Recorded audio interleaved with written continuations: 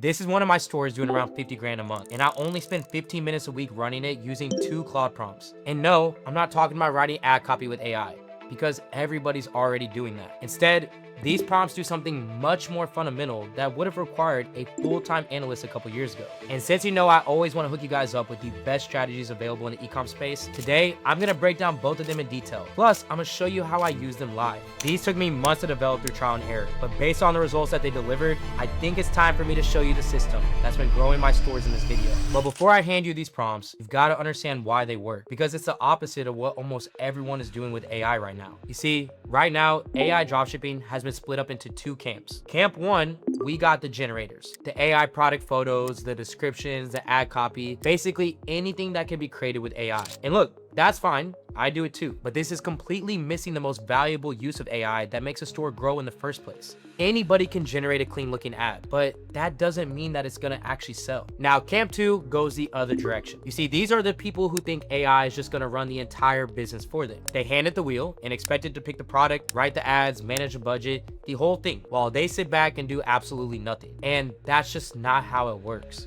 AI is extremely powerful, but it's not gonna run your store on autopilot while you sleep. And anyone telling you otherwise is usually the one selling you a 4-figure course on it. You see, the real power is in the middle, which it's boring, but it's where the money is really made. And this is also where these 2 prompts come in. You see, the number one thing that kills dropshippers isn't that they can't make content. Instead, it's that they can't analyze data and make the right calls when their store depends on it. They stare at a dashboard full of numbers with no clue if the store is healthy, so they end up guessing. They drop prices when traffic was the real problem, or pour ad spend into a store that was never gonna convert. This first prompt fixes exactly that. It reads all your Shopify numbers and it tells you what's going on in plain English. It's basically like having an analyst check your store every Monday, except it takes about a minute. With that being said, let me go and hop behind my laptop and I'm gonna show you how I run it. First thing, I just wanna make sure Claude can actually see my store. Now, I've already got the Shopify connector hooked up, so I'm just gonna go ahead and straight up ask it, what Shopify stores do you have access to for the connectors? And boom, it pulls up my store right away. And if you don't have a Shopify store yet, no worries. We got a special offer linked in the description that makes it easy to get one started in just a few minutes. And it's only $3 for 3 months. Once your store is ready, connecting it is the easy part. So you just pop into the connectors, search Shopify, pick your store, hit allow, and then you're done. It takes 30 seconds and then you literally never touch it again. Now here's what prompt 1 looks like. Pull all key metrics for the last 7 days versus the prior 7 days. Revenue, AOV, sessions, conversion rate, units sold. Cross-reference against the prior 4 weeks to spot trends. Identify any unusual spikes or drops and explain what likely caused them. Flag any bundle outliers, single customer events, or noise versus real shifts. Identify any concerning patterns, like for example, weekend drops, traffic source shifts. End with a 1-paragraph summary of the stores held and a single most important action for the week ahead. And I mean, there's no dashboard on earth that does that for you. So once I hit go, Claude is gonna pull the data and give me the read. And here's how I read what comes back. Revenue's down almost half, but the average order value really didn't move. It held flat around 37 bucks the whole time. Now that one comparison tells me everything, because if revenue drops but the order value holds, well, then it's not a pricing problem and it's not an offer problem. What it's clearly saying is that fewer people showed up, and the ones who did convert, they only converted at around half the rate. So I understand looking at this that this is a traffic and conversion problem, which is a completely different fix than touching your prices. Next, I'm gonna look at where it's broke. Traffic and conversion both collapse on the exact same day. And when those 2 drop together on one day, that's not the store breaking, that's an ad problem. Then there's a trap to avoid. A couple days look like revenue, but they're actually just refunds landing, not sales. So I'm not gonna sit here and count those as real demand because they just drag the read into the wrong direction. So after looking at all of this, and once we put this together, the verdict is clear. The funnel converts when there's warm traffic on it. So the drop is not that the store is failing, it's that the ads are pausing. So the one move for this week is simple. Get the ads back on the winning campaign. So the reading on the store is clean. Products are proven, the funnel converts, but the only lever that's stopping us is traffic. But here's a habit that keeps the store in that spot. I never stop watching the market, even on a winner. And that's what I keep AutoDS open for, where the first thing that I'm checking is the ad spy, where I pull up every competitor running my product and I see the exact creatives that they've got live right now. And that's how I stay a step ahead of my ads instead of reacting late. I'm watching what's working for them before I ever spend a single dollar testing. Then I run into the marketplace and the winning product feed, where it's showing me real sales data on what's climbing in my niche this week. So the second that this current product starts to cool off, I've already got the next winner lined up and I'm never scrambling. That's the whole edge. And it's the same idea as the prompts. Read the data first, then make the call. And it's how I've stayed ahead on every single product that I run, including this one. So right now the product side is handled, but a winning product is only half the battle, as you still gotta run the ads behind it. And if you haven't tried AutoDS yet, I've got a link in the description where you can get started for just $1. And now this is where the most amount of money is lost. You've got a few campaigns running, some winning, some losing, but from the top level, they all blur together. So you bump a budget on a hunch, and it turns out you just fed the campaign that was quietly bleeding you dry. You kill one that looked weak, and it turns out that was actually your winner, where every move is a coin flip and the account slowly drains while you're convinced you're managing it. So the second prompt, it sorts all of that out, where it takes every active campaign, ranks them from best to worst, and tells me flat out which one's to scale, which one to pause, and which one to kill, with the exact move on each. Let me go and show you how I run it. Now, one quick thing on how I run this one. With ad accounts, I don't connect Claude live. I feed it and export instead, where I pull every active campaign and its numbers live, hand that over, and I let it make the call. Then from there, I make the actual moves inside my ads manager. And I would recommend that you run it the exact same way. So that said, here's prompt 2, which you can literally copy word for word. Pull all active campaigns from the last 7 days with their spend, purchases, ROAS, CPM, and added cart rate. Rank the campaigns from best to worst by ROAS. Identify any winners that are underfunded, like high ROAS but low spend. Identify any losers that are bleeding budget,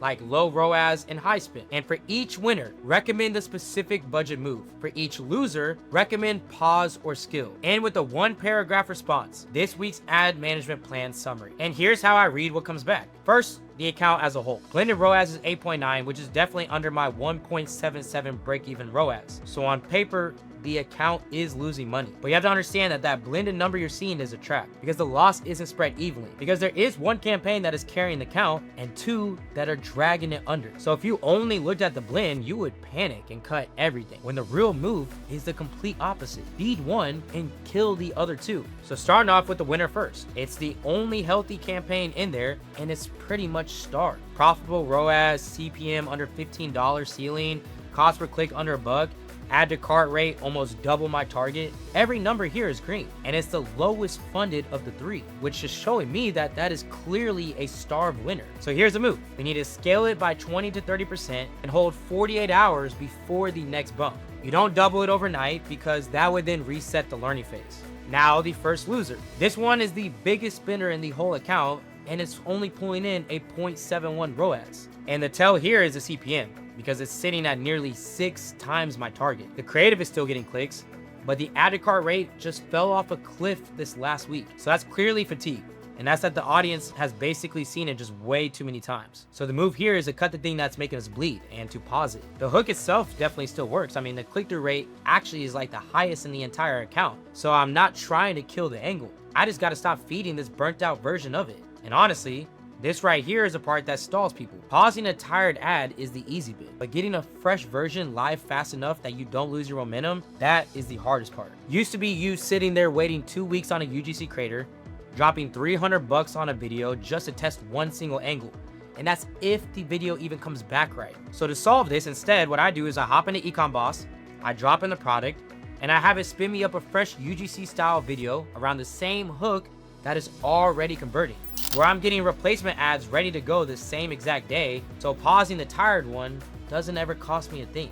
Then we got the second loser. Now this one spent real money and got 0 purchases back, so this is like a flat 0 ROAS. But the prompt doesn't just go, yeah, it's dead. I mean, it's really telling me why. This one's a lead funnel that doesn't even fire purchase events, so it's always going to read a 0 here. But either way, against a purchase objective, just pure spin with nothing coming back. So the move is to kill it, or to pull it out of the account reporting if it's meant to be a separate thing. And then from there, it's gonna hand me the plan, which is pure reallocation. Pause the bleeder, kill the 0, and feed the winner. And here's the part that I really want you to sit with. If I just make those 3 moves, the blended ROAS climbs right back over break even without me spending a single extra dollar. So no, that's not more budget. It's the exact same budget, just pointed at the right campaign. So that's 2 reads. And I went from a dashboard full of numbers that I couldn't even make sense of to a short list of exact moves, what to feed, what to pause, and what to kill. And that's the whole system. I run both of these first things every Monday morning, and I walk away with a full action plan for the entire week. You see, I've been dropshipping now close to a decade, and this same job that used to eat a whole workday now only takes me about 10 minutes. And the one thing to remember is these prompts, they only only work once you've actually got a store live to point them at. And building one used to be the slowest part. Days lost on themes, product pages, and trying to build the whole thing out manually yourself. These days, I skip all of that with the AI store builder. You drop in your product, and it then builds the whole entire store out for you. Product pages, the copy, the layout, all of it. Done in a couple minutes for 100% free. So if you don't have a store yet, that's how you get one live fast enough to actually put in everything I just showed you to work. But none of this means a thing if you just sit here, watch this video, and close the tab. This edge only works for the people who actually go run it. So do me a favor, grab these 2 prompts and run them this Monday. That's the whole ask I could ask out of you. I put both of these,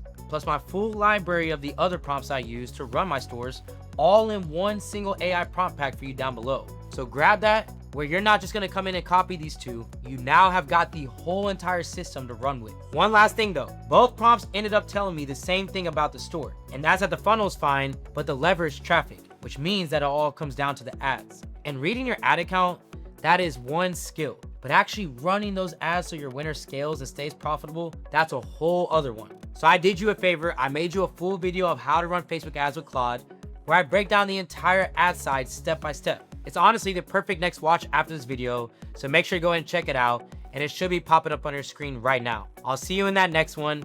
This is AC with Supreme Ecom, and I'm out.